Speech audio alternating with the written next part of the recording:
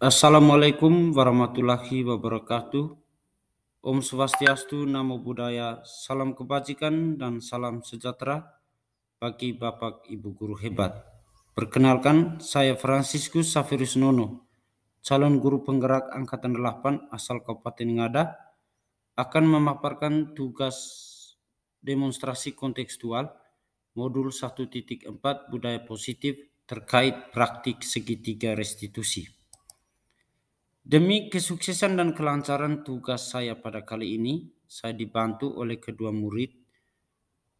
Yang pertama, Yoakim Dengebudua, biasa disapa Kim, berperan sebagai siswa pada kasus 1, dan Maria Febrianti Fengi, biasa disapa Febri, berperan sebagai siswa pada kasus 2. Sebelum beralih ke video dan skrip penerapan segitiga restitusi di sekolah saya, sebelumnya saya menjelaskan secara garis besar terkait segitiga restitusi. Menurut Gosen pada tahun 2004, restitusi adalah proses menciptakan kondisi bagi murid untuk memperbaiki kesalahan mereka, sehingga mereka bisa kembali pada kelompok mereka dengan karakter yang lebih kuat. Selanjutnya, restitusi juga adalah proses kolaboratif yang mengajarkan murid untuk mencari solusi untuk masalah dan membantu murid berpikir tentang orang seperti apa yang mereka inginkan dan bagaimana mereka harus memperlakukan orang lain, ditegaskan kembali oleh Chelson Gosen pada tahun 1996.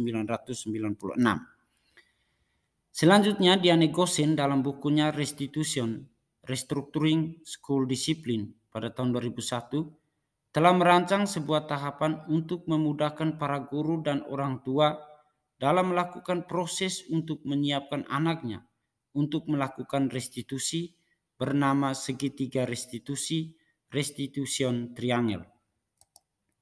Tahapan segitiga restitusi yang pertama, menstabilkan identitas.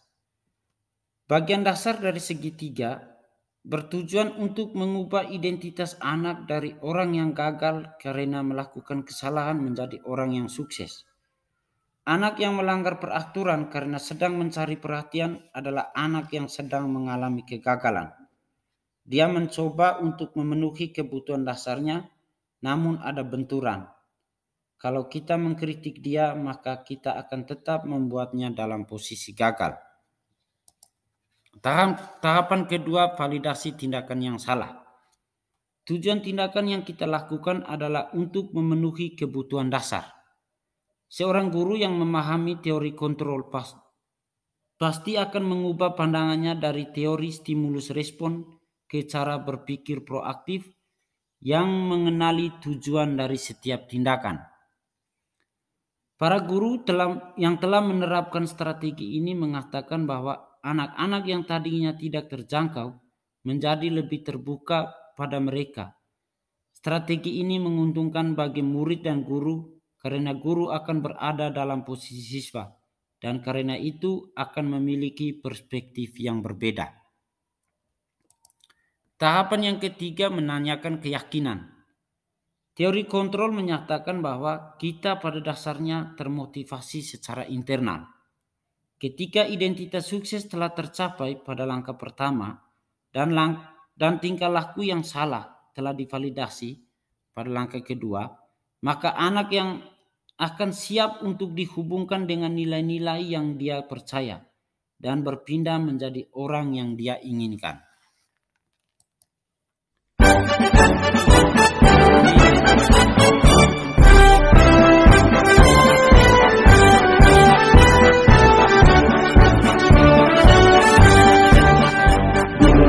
Tekad kuatkan hati, negeri ini memanggilmu kawan.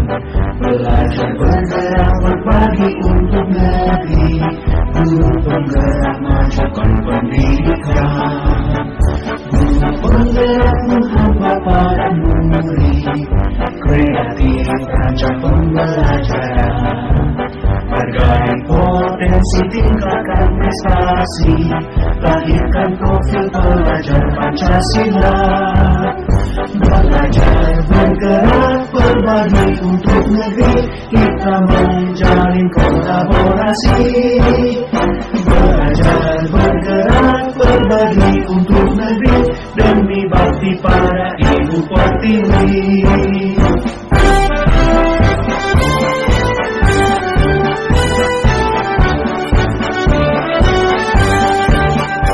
Bulatkan tekad, kuatkan hati, negeri ini memanggilmu kawan.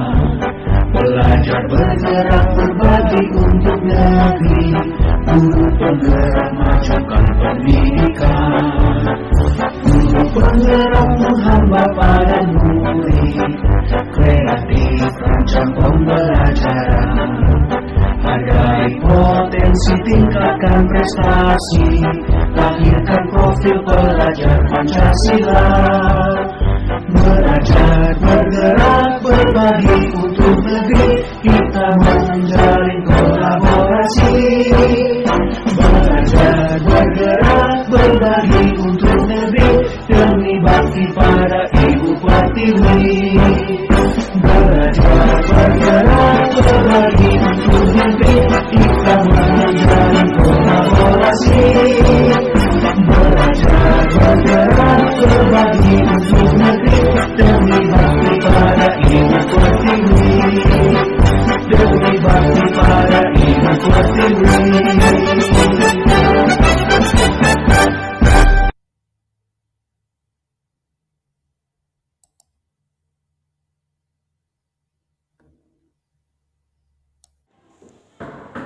Ya, silakan masuk. Selamat pagi, Pak. Selamat pagi.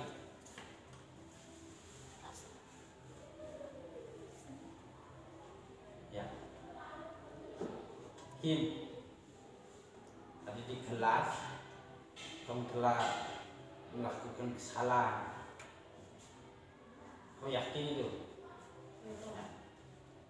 Apa yang sudah kamu lakukan tadi terhadap temanmu Fitri?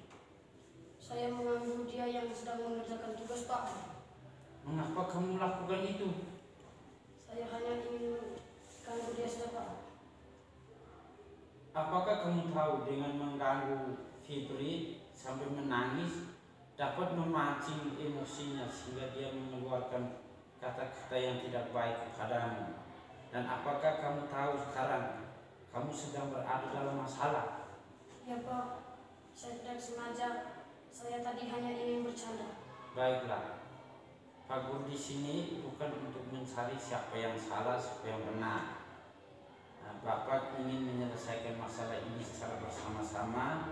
Jadi kita berpikir bersama tentang apa yang bisa kita lakukan untuk menyelesaikan masalah ini. Kamu melakukan pasti punya alasan, bukan? Kamu pasti senang jika melihat teman marah, kecewa, dan emosi. Begitu dong? Ya, Pak.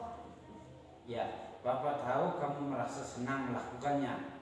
Tetapi kamu tidak tahu yang kamu lakukan itu melukai hati orang lain sehingga sekarang kamu dalam masalah. Ya, Pak. Sekarang mari kita bicarakan tentang kesepakatan sekolah kita. Apa yang kita percaya, yang mana yang belum kamu tunjukkan. Bersikap baik, saling menghargai, dan saling menghormati sesama teman, Pak. Kamu mengingat dengan baik keyakinan kelas kita, tapi dengan mengganggu teman mengerjakan tugas itu sudah melanggar kesepakatan kelas yang sudah kita sepakati bersama, kan? Ya, Pak. Kamu ingin menjadi orang seperti apa kalau terus bersikap seperti ini di kelas? Saya ingin menjadi orang yang baik dan bisa menghargai teman, Pak. Baiklah, sekarang apa yang bisa kamu lakukan untuk menyelesaikan masalah ini? Saya ingin minta maaf kepada Fibri dan berjanji untuk tidak akan mengulangi lagi, Pak. Bagus. Bagaimana kalau kelakuanmu masih diulang lagi? Saya bersedia menerima sanksi saya bersedia menerima sanksi yang Bapak berikan. Ya, sekarang silakan ke kelas ya, untuk mengikuti pembelajaran. Bapak, terima kasih.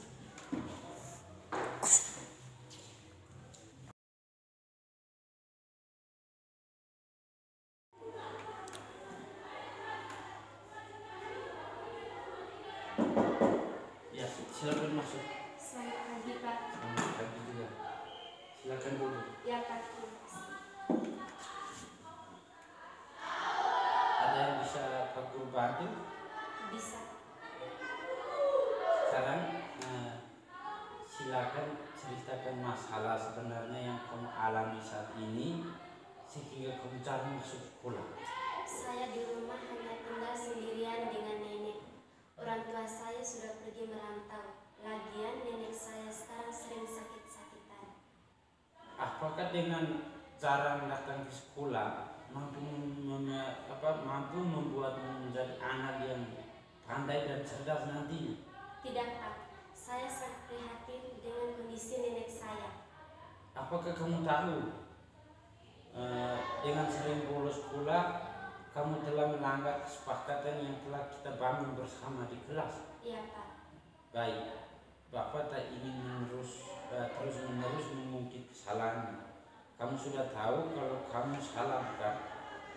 Sekarang Bapak ingin mencari penyelesaian bersama-sama. Kita sama-sama berpikir apa yang bisa kita lakukan untuk memperbaiki situasi ini. Kamu melakukan pasti punya alasan, bukan? Iya, Pak. Pasti kamu ingin aku jadi kakak karena menyayangi sesama, kan? Iya. Sekarang kita bicara tentang kesepakatan kelas kita. Apa yang kita percaya, mana yang belum kamu tunjukkan. Kita harus menunjukkan sikap disiplin dan menghargai waktu, Pak. Kita tidak boleh apa atau bolos sekolah. Pemahaman tentang kesepakatan kelas sangat baik. Apakah dengan sering bolos sekolah kamu sudah menunjukkan sikap disiplin dan menghargai waktu? Tidak, Pak. Dalam apa yang bisa kamu lakukan untuk menyelesaikan masalah ini? Saya minta maaf. Meminta maaf itu mudah dan gampang. Tapi bagaimana kelakuanmu ke depan nantinya? Saya berjanji tidak akan mengulangi lagi, Pak. Oke. Ingat dan resapi itu. Iya, Pak. Terima kasih. Dan jangan ulangi lagi. Rajin-rajin ke sekolah untuk masa depan nantinya. Iya, Pak. Terima kasih. Sekarang silakan kembali ke kelas dan jangan mengulangi kelakuanmu. Iya, Pak. Terima kasih. Sama-sama.